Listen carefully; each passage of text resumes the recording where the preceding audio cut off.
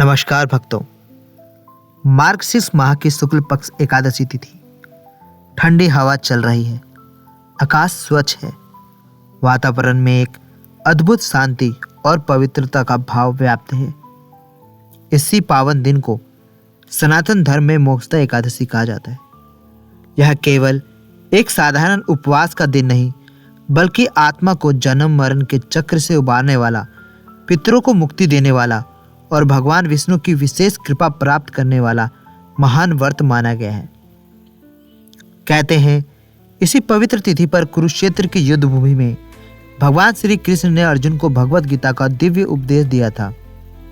इसलिए यह दिन गीता जयंती के रूप में भी मनाया जाता है। गीता के उपदेश ने जैसे अर्जुन के अज्ञान रूपी अंधकार को दूर कर दिया, वैसे ही मोक्षदा एकादशी का व्रत साधक के भीतर के अंधकार, पाप और बंधनों को दूर कर इसे ईश्वर मार्ग की ओर अग्रसर करता है। एक बार महाराज युधिष्ठिर ने भगवान श्री कृष्ण से निवेदन किया, हे जनार्दन, आप तीनों लोकों के स्वामी हैं, धर्म के रक्षक हैं। कृपा करके यह बताइए कि मार्गशीर्ष मास की शुक्ल पक्ष एकादशी का क्या नाम है, इसकी विधि क्या है और इसका फल क्या प्राप्त होता है।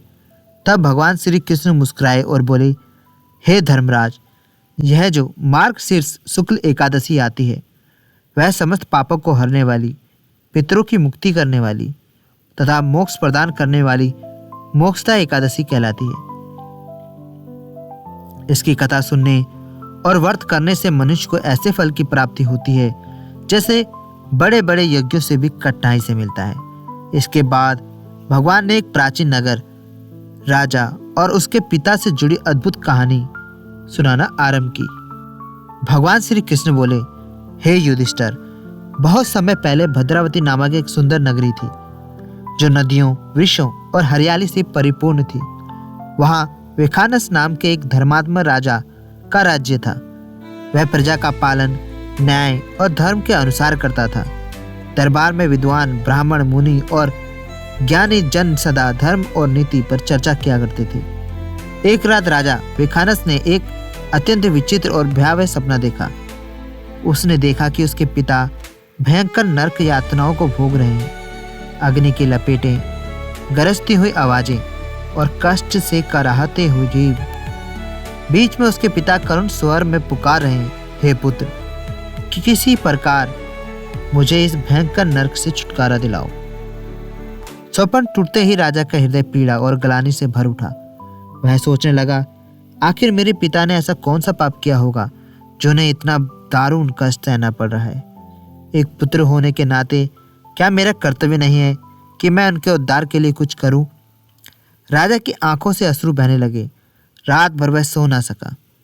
प्रातः होते ही राजा ने स्नान किया, पूजा की और तत्काल अपने राजपुरोहितों तथा विद्वान ब्राह्मणों की सभा बुलाई।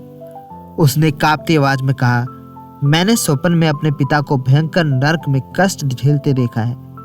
कृपया मुझे कोई ऐसा उपाय बताइए जिससे मैं अपने पिता को यह यातना से मुक्त करा सकूं।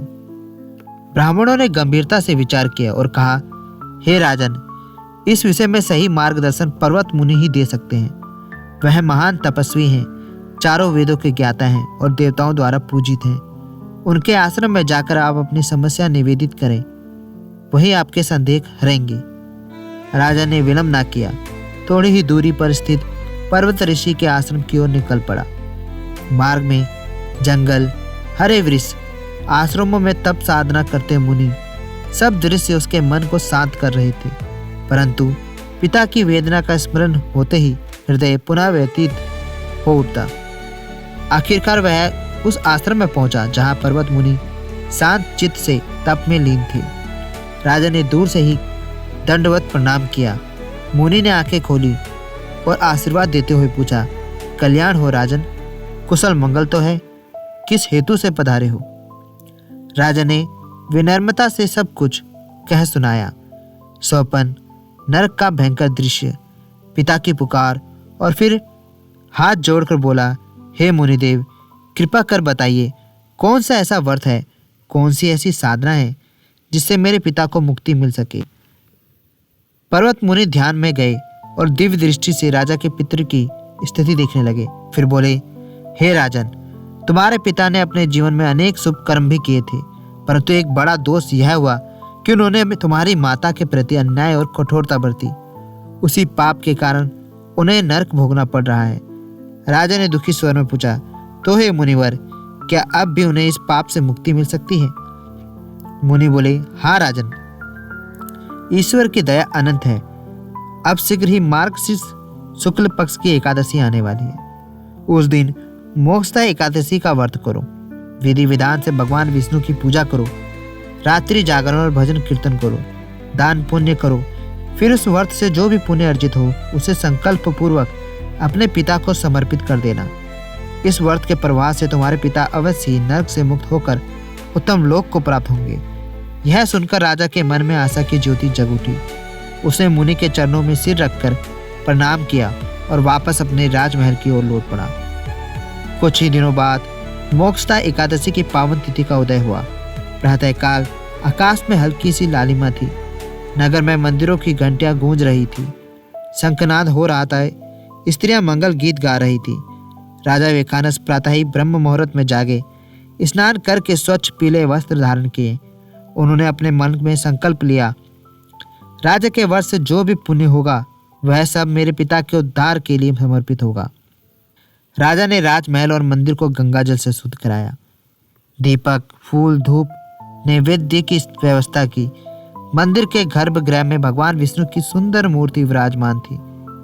शंख, चक्र, गदा और पद्मधारी पीताम्बरधारी दिव्य तेज से शोभित सिंहासन के पास तुलसी का पौधा लहरा रहा था, जिसकी पत्तियां मानो स्वयं भगवान की कृपा का संदेश दे रही थी।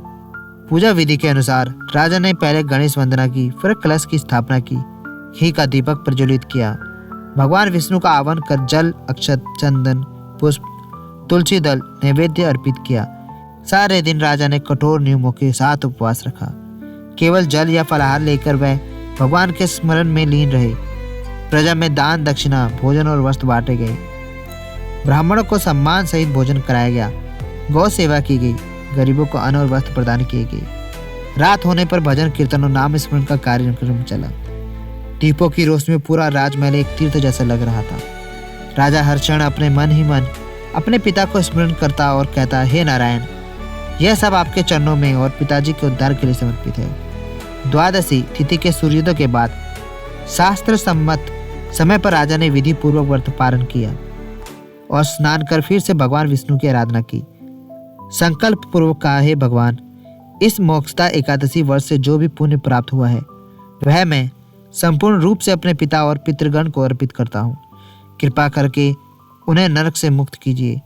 उसी क्षण अदृश्य लोकों में विचित्र परिवर्तन होने लगा।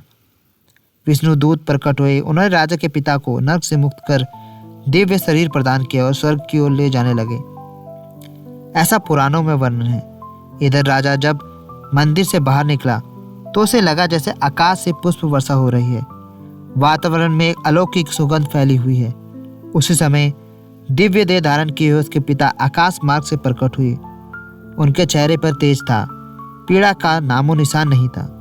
उन्होंने प्रसन्न होकर कहा, हे पुत्र, मोक्षदा एकादशी के व्रत के प्रभाव से मुझे नरक से मुक्ति मिल गई। अब मैं स्वर्गलोक की ओर जा रहा हूँ। तेरा कल्याण हो, तुझे धर्म, अर्थ, काम और मोक्ष चारों पुरुषार्थों की प्राप्ति हो। यह कहकर वह पिता स्वर्ग की ओर चले गए। राजा की आंखों से खुशी के आंसू बह निकले। उसका हृदय कृतज्ञता से भर गया, भगवान के प्रति भी, पर्वत मुनि के प्रति भी और इस पावन एकादशी के प्रति भी। भगवान श्री कृष्ण ने युधिष्ठिर से कहा, हे राजन, उसी दिन से यह एकादशी मोक्षदा एकादशी नाम से विख्यात हुई। जो भी श्रद्धा और नियम से इसका व्रत करता है उसके समस्त पाप नष्ट हो जाते हैं, पितरों को शांति मिलती है और अंततः साधक को मोक्ष की प्राप्ति होती है। इस व्रत की कथा को जो सुनता है या सुनाता है उसे एक यज्ञ के समान पुण्य फल मिलता है। मोक्षदा एकादशी की यह कथा हर उस व्यक्ति को संदेश देती है जो अपने पितरों के प्रति कृतज्ञ है और उनके कल्याण के लिए कुछ करना चाहता है। राजा विवेकानंद की तरह जब मनुष्य सच्चे हृदय से प्रायश्चित, सेवा, दान और भक्ति का मार्ग अपनाता है तो केवल उसका ही नहीं, उसके पूर्वजों का भी जीवन धन्य हो जाता है। यह एकादशी बता देती है कि सनातन धर्म में किसी के लिए भी मोक्ष के द्वार बंद नहीं है, ना जीवित के लिए, ना ही दिवंगत के लिए। श्रद्धा, संकल्प, भक्ति और सही विधि से किया गया व्रत मनुष्य और उसके पितरों दोनों के लिए मुक्ति का मार्ग खोल सकता है। यदि आप इस कथा को भावपूर्वक सुनाते या सुनते हैं तो यह केवल एक कहानी नहीं रहती, बल्कि भक्ति, कर्तव्य और मोक्ष के मार्ग की ओर एक जीवंत प्रेरणा बन जाती है। हर हर महादेव।